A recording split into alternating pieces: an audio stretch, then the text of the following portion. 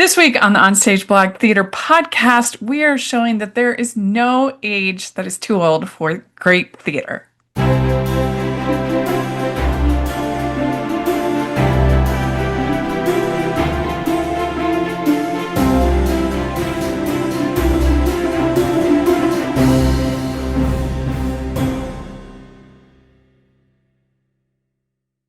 Hi, everybody. Welcome to the OnStage Blog Theatre Podcast, and we're doing a little intro here before things get going. So we are going to be having an episode on what we call the silver-haired edition of theater, which is something, I don't know if it's unique to Utah, I have no idea, but it's the idea is that you are casting senior citizens in roles initially written or in the mind of the playwrights written for teenagers or children, and which is very interesting and getting them involved. So we're going to have a series of guests. So this is going to be interesting and exciting. But I am theater critic Rachel Wagner, and Jacklyn Collier is here.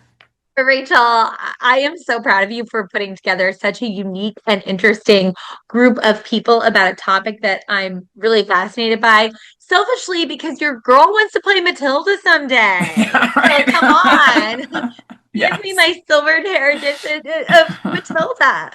So this is probably one that would be better to watch on the YouTube rather than listen to audio, because we're going to have a bunch of different guests and we don't want it to get confusing for you. But yeah, I would love feedback, especially if you've participated in something like this, or if it sounds appealing, what you think, that would be great. And so here we go. It's going to be fun. So we are going to have two parts of this podcast. We are going to have the first part, we're talking with director Heidi Mendez of the very first silver-haired edition that I ever saw, was the Your Good Man Charlie Brown at the Covey Center, and hear about how the idea was formulated and what it all was. But then we also have with us Alan Ornsby from she's the Utah State Director of the AARP. And thank you to both of you so much for coming and talk with us. You're very welcome. Yeah. So, Alan, why don't you introduce yourself first and just tell us a little bit about, you said you love theater, but what you think about your initial thoughts about this whole concept of the silver-haired editions. Yeah, I think this is incredibly exciting. So my name is Alan Ornsby. I'm the state director for AARP. I've been involved in aging for about 25 years. I've been the director here in Utah for about 15 years at AARP. Prior to that, I was the director of the Division of Services for People with Disabilities. And prior to that, I was the director of the Division of Aging and Adult Services for the state of Utah. So I've been around this for, like I say, about 25 years. Yeah. I met my wife doing theater. So what show? We need the story. Yeah, we actually were never in a show together, although we both were in See How They Run. You know the show See How They Run? Yes, love that show. I played Clive and she played Penelope, but we weren't in the same show together. She was in different casts, different productions. So yeah, okay. But yeah, I've been involved in theater since I was probably second or third grade. I really loved doing it, and my primary interest in this now is understanding how creativity impacts people's brains and helps people as they grow older to be more cognitively sharp, to have greater socialization. And so it's when I first heard about this, I was like, well, this is kind of a no-brainer for two things I absolutely love. And so I'm happy to be a part of this podcast. Well, thank you so much. Well, Heidi, so where did you get involved in this this concept, and at the Covey, them deciding to do with this casting? Where were you brought in as far as everything there for Your Good Man Charlie Brown? Well, I played Lucy in high school. Oh, okay. And the director said that he had two choices. He could do it with high school kids or do it with older people. And that stuck with me. Ever since Uh-huh. I was a senior in high school in Mexico City. We did You're a Good Man, Charlie Brown, and I've always wanted to direct it with older people, especially because I'm AARP now. Yeah. I am Yeah. 65, and Uh-huh. I find that there's a lot of ageism that goes on. And it really makes me angry that a woman 15 years younger got Yenta instead of me at the Hale. Oh, sorry, shouldn't say that. But oh, listen, Yeah. my Snoopy was 75. She's Jane Luke. She was singing Uh-huh. and dancing on top of a doghouse. Who's a Utah legend, by the way? Who's a Jane Utah Luke. legend? James Absolutely. Arrington, who played Charlie Brown. I pulled him out of retirement. And I Yeah. and I said, I need you to do Charlie Brown. You're perfect for it, So, And so did you pitch the whole thing to the people at the Covey? Say we want to do, or well, were they they planning on doing Charlie Brown anyway? Or were you like, I had to pitch it, and they didn't want me to do it. yeah. The So how'd you agent, convince them? How'd you they convince them? well, I told them, I told them Jane Luke is playing Snoopy. And James Arrington is playing Charlie Brown. So I So, needed to get legends. uh-huh. And then they said, okay. So did you already have those legends on board, or were you like, I'll say I have them and then I'll figure it out later? No, oh yeah, no, I handpicked. I didn't audition. I Yeah. called people up. I was So, calling people up. I mean, some wow. people were second or third choice, but they ended up being wonderful. And you always end up with the cast you're meant to have. Hmm. Um, So but you made these contacts before you even had the approval from the Covey. it was people that I've known for over 40 Yeah. Oh my years. gosh. It Yeah. was a BYU reunion, and because these are people that either were legends when I got to the theater program at BYU, right? I mean, Hmm. Jane Luke is my mentor. She cast me in West Side Story in Springville in 1980. Hmm. Oh yeah. I've So, seen Jane Luke play in Arsenic and Old Lace. Seen her do it mhm, twice. Seen her do yeah. both of the sisters. The both of the Yeah, yeah. sisters, yeah. Which is And I just amazing. follow in her footsteps because she did Grandma at the Hale, and then I did Grandma at the Hale. Yeah. And then she did Ada and Over the River and Through the Woods, and I just closed Over the River and Through the Oh, Woods. I I love did Over the Ada River. at Pleasant Grove Players. Oh, you were in that. I forgot that. I loved that. Oh. It was a beautiful show. And Dennis Purdy, who is 80 something, he Yeah. played Nunzio. So, and that it was his third time playing Nunzio. He's been Just so doing local community theater since the 80s. It's unbelievable. But forever. No. yeah, yeah, that's so cool. I mean, Jax, what is your initial thought about this idea, the silver-haired editions? Oh, I think it is delightful. As Alan was saying, I think that it's such a great way to, creativity with our brain health, but also just the community that is formed. And I Hmm. also think, I think about roles that I've played that if I could play them now with the depth of, life experience, how you can bring so much more to the role. And I think getting to see seniors in these roles, you have so much wisdom that you're tapping into and so much heart and humor that you get to see when you Yeah. have seniors playing these roles. I think it's awesome. And I really hope it's something that really, really takes off and spreads Hmm. nationwide. Yeah. MTI has the senior version of Guys and Dolls, which I'm planning to direct Oh, next they year. do? Oh They my have Oh the my gosh, gosh. C wait, that's amazing because Adelaide not being married is even funnier if she's like Oh, Yes. I love it. I love it. Nathan. I'm planning on directing Guys and Dolls Senior in 2027 at some point. Hmm. So That's look out great. for that. I'll let you know. Well, Ellen, what have you learned in working with ARP as far as what Jax was talking about as far as the community in something like this? and seniors being involved. It's so critically important to have a community. There's lots of different tests for like longevity. And if you have multiple good friends, that is like the number one predictor of good longevity into, very long old age.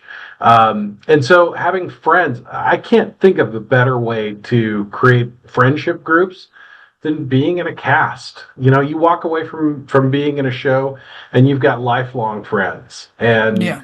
AARP's done a ton of research on what keeps brains healthy, and it's essentially three things. It's be social, get out there and exercise a little bit, and spend a little bit of time doing the things that you love, with the people that you love. And I think theater is a great way of doing that. I know I'm lifelong friends with a lot of the people that I was in shows with.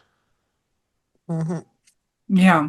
Well, and I feel like you get a diversity of personality types and a diversity of that you might not in, say, your family or, other sort of community environments, maybe a church or something like that might be a little more homogeneous. Whereas like a cast in a play might have a little bit more of a diversity of people involved. Oh, I have 5 very diverse people doing a staged reading of Ancestral Voices on June 27th. Star Herman, the widow of Ed Herman, we know him. She's playing Grandma. Michael Flynn, who is a legend, will be reading Grandpa. Margot Jensen Watson, also a legend, will be Mother. Nolan Goodwin, who played my Schroeder, will be playing Dad. And 34-year-old Matthew de la Fuente will be playing the son. So I've got 4 seniors doing a beautiful reading of Ancestral Voices at the Hive in Provo. The Hive. Hive. Okay, write this down, Rachel. Okay, I will. Hive in Provo on the 27th of June. We're only performing it one day. Oh my gosh, you must go. I've got to be there. You must write that down. Yeah, I got it. Oh, and I met my husband in the theater. I met my husband in community theater in Mexico City. He was the bad guy and I was the choreographer. The bad guy in what? I love this, or just a bad boy in general. We were doing a British pantomime, Jack and the Beanstalk, and that's what the show was. And we were married in the lobby of the Jackson Hole Playhouse, with the backdrop of the set of Molly Brown during the summer that I was there for summer stock. So that's we were married. We met in the theater and got our civil marriage ceremony in the theater. Our religious ceremony was elsewhere, but that's great. Yeah, I love that. Well, I mean, and Alan, maybe you can speak to this a little bit. It seems like a lot of the skills that you have to use to act would also be pretty helpful as far as memorizing and emoting and all those different things. Do you have any knowledge about that? Our brain fitness expert was a guy named Dr. Kevin Duff at the University of Utah. He's now at the University of Washington, but he said that you should always be challenging yourself with new things. He even talked about, hey, maybe you're really good at crossword puzzles. Don't keep just doing crossword puzzles. Throw a Sudoku in there because it uses a different part of the plastic nature of your brain. Memorizing, figuring out the part, that's going to use a different part of your brain, and it's really good for you. Yeah, that makes sense. And I really feel like it's amazing that you had that high school attachment to Your Good Man Charlie Brown, because I really think that was the perfect musical for this idea, this concept, because it's so philosophic, it's so thoughtful, And it's And we all grew up with Charlie Brown. Yeah, we all grew up with it. I mean, kids now have no idea who Charlie Brown. Oh, that makes me sad. But yeah, the first time that I saw Your Good Man Charlie Brown, I honestly thought it was a little boring. And then I saw it with the silver haired, and I've seen it now twice with the silver haired concept. And it really added a whole nother layer that made it so much more interesting. Because now you had, like, for instance, there's a line in there where Charlie Brown says something like, "If I didn't wake up tomorrow, would anybody notice?"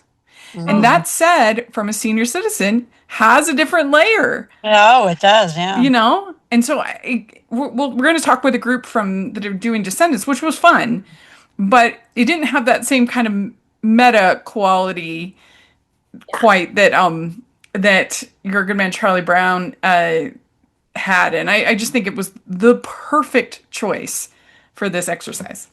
Yeah, Rachel, I remember you telling me about that line in particular, and I've thought about that so many times. It's like I was there because I was wrecked when you told me that, but in the best way. The way that only theater can touch me in that very specific way. And looking at it through that lens, it's just so much more meaningful. Yeah.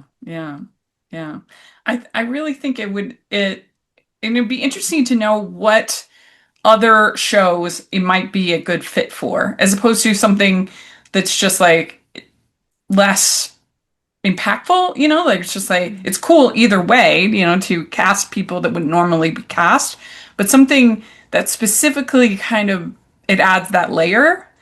I'd be curious, any of the listeners, if you have ideas of shows that you think that would be, I mean, I kind of wondered if, like, would Spelling Bee have that power? Because it's, you know, Spelling Bee always is, you know, adults playing children. But if you had seniors playing children, that could be interesting. So anyway, I just think it was a brilliant first choice. And Heidi, what kind of responses did you get from audience members or from other critics, things like that? Did you have a good response? Did people like it? Yeah, they loved it. And what was sad is that the Covey did not do matinees. Yeah, that's true. Because a lot of senior citizens and independent living senior places, they don't take them out at night. That's a good point. Yeah, I didn't even thought of that. So you're right. I thought the marketing was a little bit not done the way I would have loved it to be. I would have loved the Alumni Association of BYU to have done a spiel on it, that everybody in the show, involved with the show, was a BYU alumni. Yeah, you know, you're and, right. And we didn't market that aspect. And because we didn't have matinees, we didn't have a lot of kids. Mm-hmm. You know, it was not as well attended as I thought it was going to be. Mm-hmm. That was a little disappointing. But it did make an impression because they had those that went. Yeah, because right. Other companies have now been doing it, and I even went to another Your Good Man Charlie Brown in Murray that was another silver-haired edition, and I did love the poster that they designed. It was Charlie Brown with a cane. Which I thought that was the Covey, yeah. That was really, really good. But yeah, maybe, Ellen, you can talk about that, is like also not just with the casting, but also making it more accessible, like she's talking about, as far as with that's important as well. That we not only that's an important ingredient that we remember to consider. I feel bad that more people didn't have the opportunity to see it and take advantage of it. But yeah, accessibility is so important for people with disabilities and people who are older. We need to make sure that the theater works for them. And, you know, maybe it's not every day you do a matinee or every weekend, but at least one. So that people can kind of choose to go and do that. And I love, Heidi, what you said about not enough kids showed up. Because I think the multi-generational aspect of this is so neat, too. The idea of a theater full of kids seeing older adults play these roles that would be impactful. I remember as a kid, the first shows that I ever saw, I can still think about, being in the theater, seeing that, and how impactful that was. So I think that's a great idea. Mm-hmm. Yeah. Yeah, and I love the idea that, yeah, first of all, the Heidi, I completely understand the frustration of not having matinees is such a missed opportunity, both for seniors and adults, and um other people who just really can't get there at night. I think there's also so much opportunity in this to, if it allows and you don't have a specific set that you absolutely need, bringing this into assisted living centers, bringing this into nursing homes. I work with an organization, I volunteer, it's called Self Help. And basically, it's for homebound seniors. We have classes. People will come in and like teach a chair yoga class, or someone will play guitar for them, or they'll be working on like brain puzzles, like you're talking about Sudoku and crossword, or playing games with them. And it's a cool thing to think about if there's a live stream option, or it's recorded, or a way for people to engage. And even that maybe the actors in the show can do a talk back on Zoom with people who might be homebound. I think that would be a great way for people to be able to access this content, because I think it's so important. Well, you'd also just we want could to do, make. sorry, before she goes Yeah, off, you're fine. contact me, because we could maybe do a live stream of the reading. Oh Oh, that'd be yeah, great. that's a great idea. Yeah. Because Well, now that you're saying that, I'm jumping on it. I'd love that. hey, I'd film it for you if you want. But yeah, that's another thing, because you want to make sure that if you're going to do that, that it's like, technology can be a challenge for our seniors, and so you'd want to be extra careful that don't just assume, oh, they know what Zoom is, or oh, they know what, Yeah. like, that you have your patient's pants on, and that you go through all that, and that you make it as simple as you can. But yeah, I just really love this idea, and I think it's something that has not only potential for the participants and the audience, but also like just for the material itself. I think it's interesting, and when you get new people that wouldn't normally play roles playing roles, I think that's interesting. So I would love to see this become something that other places start to adapt, and hear other people's experiences. And like I said, if you have an idea for a show that you think would be ideal for this kind of thing, then for Silver Haired Edition, let us know in the comments. We would love to hear that. And thank you to both of you so much for taking the time to talk with us. We really appreciate it. And Alan, do you have any social media or anything like that you want to share, or the chapter social If you media? would like to become anybody who wants to connect with AARP Utah, you can connect with us on Facebook, is probably the easiest and fastest way to do it. You can go to AARP UT /Facebook. And yeah, we have all kinds of things. We do movies for grown-ups. We do lots of education and outreach and things like that. And so, yeah, we've got 225,000 members in the state of Utah. We'd That's love a to have lot. more. Great. And Heidi, do you have any social media or anything like that? No, I just have an IMDb page Okay, cool. under Heidi Mendez, if you want to see all the crazy things I've done in Hollywood. I Awesome. do. And I'm Yes. that's even better than social media. Get me that IMDb, girl. And we'll try to IMDb share also about the Yeah. reading. So if you send me all the information, then we'll try to post that in the notes and everything. So thanks so much to both of you. Thank you. I That really was lovely. appreciate Thank it. you. Yeah, It was nice so to great to meet meet all. you. Okay, next up, as part of this special Silver Haired Edition episode of OnStage Blog Theatre Podcast, we are talking with three of the actors in a recent currently going, as of recording, a production of Descendants Silver Haired Edition, Disney's Without Descendants. silver. Yeah. We're really excited to talk. We have Amy Hallet, and we have James Hutchings and Diana Sorenson. And Diana was playing Mal, and Amy was playing Evie, and James playing Carlos. So why don't each of you introduce yourself to the listeners and tell us a little bit about what you think about this whole experience. Just like a few quick thoughts about how you decided to audition, all of that fun stuff. Why don't you start, Amy? So this is my third show here at the Empress, and I almost didn't audition because I was in the middle of Arsenic and Old Lace, and I thought, oh my gosh, that's going to be too crazy. But I knew that I would be upset with myself if I didn't audition, and I totally missed out on the fun. And so I did, and here we are, and I am so glad I did. We are having so much fun. Pretending that we're teenagers helps us feel young, and we're having a great time. Yeah, Diana, what about you? What's your story as far as coming to this role? I was the same as Amy. I was also doing Arsenic and Old Lace and completely overwhelmed trying to learn my lines and just did not want to be digging my hole deeper, knowing that it would be a lot for my old brain to learn more. And did it because I love Candace and I'd worked with Adam Cannon before. He's the director. And what other opportunities do we have? We haven't had him up to this point of being able to be in a show where it's people just our age and getting to play a teenager. So I'm really glad that I did as well. And it has been a lot of fun.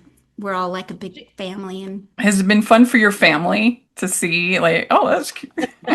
Yeah, my kids keep going. We have these interviews going on and they're like, wow.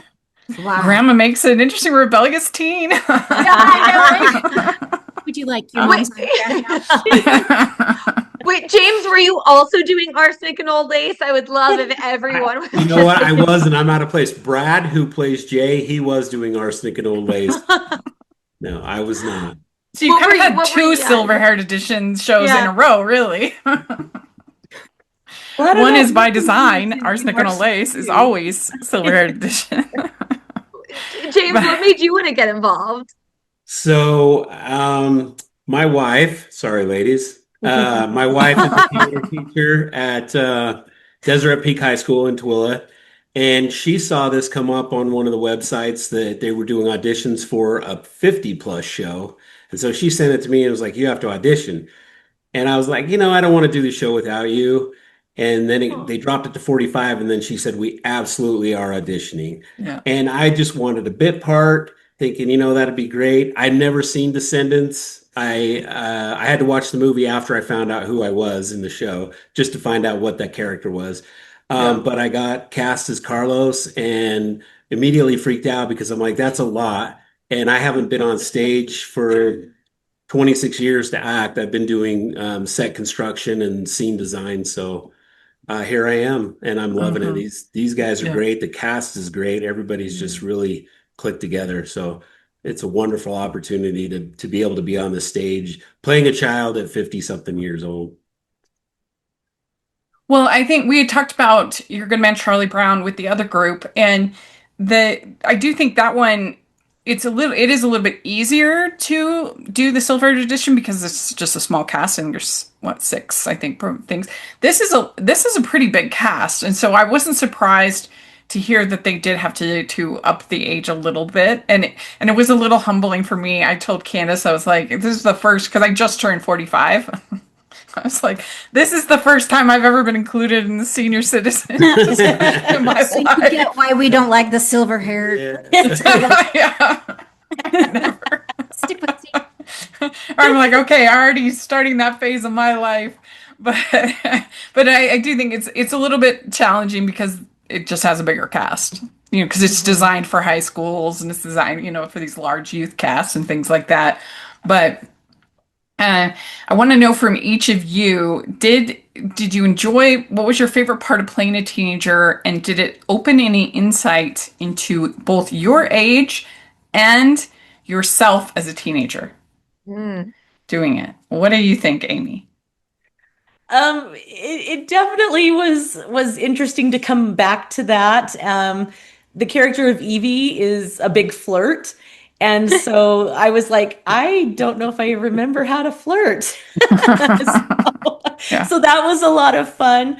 But the humbling part was trying to dance. Our cute choreographer's 21, Yeah. and we are all old enough to be his parent and or grandparent. So it was hard for me to be like, okay, I gotta do the best I can, and Yeah. had to ask for some changes because I can't move the way that I used to be able to move. But yeah, it's also been kind of interesting to kind of think back on who I was as a teenager and how I reacted to different things, how I behaved basically as a teenager, and to be a little bit humbled, I guess, about Yeah. how I behaved then. It must have been fun for the blue hair. I love the blue Yeah, hair. yeah. I do. I love the blue hair. I'm a preschool teacher. One of my students came to see the show with his family and was terrified of the blue hair. And I had to promise him that I wouldn't wear it to school. And then the next day when he came to school, he like hid around the door and was like peeking in to make sure I didn't have blue hair. But my He's like, granddaughter's coming this tomorrow, so we'll see what my granddaughter thinks of the blue hair. I think she's gonna love it. She's Yeah. gonna be Probably like, I will. love it. It's awesome. And Amy, I have to say, even when I was 21, dance rehearsals were humbling. So don't you worry. Like I would always get modifications. And like, sometimes it's just like that. You're like, Yep. okay, this is the way it is, baby. Well, Diana, what about you? What would you say? Um, And how's the purple hair oh, for I you? love the purple hair. I've never actually dyed my hair. Candace asked if I'd be willing to dye my hair, and I said, well, I've never actually had different colored hair. And being over a certain age, now my hair is thinner now. Yeah. And it's curly. And so I said, in order to be more like Mal, I'd have to straighten it, and then it'd be really thin. I don't know how good it would look. Yeah. And so we got the wig, and it's Yeah, it was amazing. it was kick It's butt amazing. for sure. I love it so much. And as far as my character and tapping into the teenager, I have told other people this, that I was not a rebellious teenager. I followed the rules. I'm the oldest Yeah. in our family, so the rule follower, the people pleaser, I'm the oldest girl in mine too, so I get it. I get it. yeah. Me too. The oldest daughter's always got to hold it together. Oldest daughter club. Yep. Yep. Yeah. Yeah. So as far as playing a rebellious teen, this is so much fun. I love it so much. The relationship between Mal and Maleficent, that part I do get. Has a lot of, I've been triggered a little bit along the way, but so that part I could tap into a lot from Yeah. growing up, but Well, and playing the rebellion. I think the highlight of the show is Evil Like Me, and getting to do that song must have been fun to stage and with the actress playing, Maleficent and everything. Oh, yeah. Like, yeah. Yeah, it's been a lot of fun. And funny side note, I'm a year older than her, so yeah. Yeah, no. That's funny. You have Yes. two dimples, so like that just takes it. I mean, James, what about you? Do you think that you connect maybe a little bit more than you might have with the teenagers in your life after this experience? Yeah, I really do, because one thing I love about the dynamic of this show when you go through it is that we have the good or the evil we start out as, and we go back and forth through good is the new bad, and now bad is the new good. And we looking back on my own life, I know there were times in my life when I was definitely a bully and a rebel, but there were times when I was bullied and when I was the goody good. And so in this show we're doing that ourselves, where we want to be good, we want to do the right thing, but it's hard for us. And looking back on my life to say when were times when I was that person that knew better but I did it anyway, or I knew better and I chose not to do it. So Mhm. definitely pulling from life experience to help make this character what it is. And then, I joke that I'm still like 13 up here, so it's really easy for me because I can't take anything serious. So What role did your wife have? she's Audrey. So Oh, okay. yeah. Yeah, She does so. cool. That must have been fun then. Yeah, it's a lot of fun. And she Yeah. actually, before the show, she's had purple hair for 20 years. She dyes her hair purple. And I so love that. it was kind of funny. They asked her to dye it pink. And she's like, I guess so. It's like, Yeah. sure, why not? She sounds like Well, she's a fun theater teacher. Yeah, she's great. She's amazing. well, one last question before we let you go. I want to know what would be, I guess, your pitch to people that are listening. They should consider doing this casting approach, doing their own silver-haired edition, for lack of a better name for it. Amy, what would you say that it benefits the company and benefits the actors, everybody involved? What would be your pitch to people they should try this out? I would say there are so many theaters doing the same thing over and over. Why not give it a try? You have got people that have experience, who love to be on the stage, who would never get this opportunity otherwise. So why not take that chance? Everybody that is in our cast has this opportunity to be somebody and to play a role that they would have never otherwise been able to play. And for the most part, the response from the community has been super supportive. Everybody's like, "You're doing what? Oh my gosh." And it just gets that interest. Like, we've got to check that out. We've had kids that have come down from Rexburg to come see the show. We've had kids that drove down from Ogden to come see the show that are coming back again for the sing Yeah. along. And Oh, I forgot you're doing the sing-along. yes, we are doing a Along, sing-along. yes. Yes, next Thursday, we're doing a sing-along. So we're super excited for that. But I would say, everybody's always trying to break out and do something different and unique in theater that to make it stand out. Why not give this a try? Yeah. This is so much fun. Just because we're a little bit older and we're not the typical age that you could cast, we still have a lot of experience, we have a lot of talent, and we're a lot of fun. Yeah. You got to come see it. And for those theaters, give it a chance, see what you can do, and think outside the box. Well, you covered it really well. I mean, Diana, do you have anything that you would want to add? We've had people say, we've had a couple people that I can think of off the top of my head that have said, there was a few times while I was watching this show, I completely forgot they weren't teenagers in real life. And I was like, no, okay. Thank you. Thank you very much. Yeah. But and look at the response we're getting. We've gone semi-viral. So if you want your theater to get their name out there and get people to come see your shows, do something wild like this. Yeah. People will Well, come. and especially as we were talking to people at the Covey about the Covey's Charlie Brown production, and she was saying that they had a hard time getting the word out. But like Empress is, they were the Covey. I don't think they have as much but the Empress has TikTok. They've got so they have everything set up to make something like that really happen. So I think that's smart whenever you're trying something different. Is because people are usually a bit hesitant to participate in something different. So you have to kind of sell it. And I think that's what they were able to do. What about you, James? Do you have any parting thoughts? I mean, echoing both of them for sure, but it's given people an opportunity like myself to get back to the stage. And there's a few others that have said the same thing, is they haven't been on the stage in a long time because they don't want that role that's gentrified that says you have to play an old person, because you're old. We look at kids that are 16 years old and we give them roles in the high school shows where they play a 70-year-old person, right? We throw makeup on them and everything. So it's no different for us. We can throw makeup on and say we're going to play a 16-year-old, and it lets us be really uninhibited.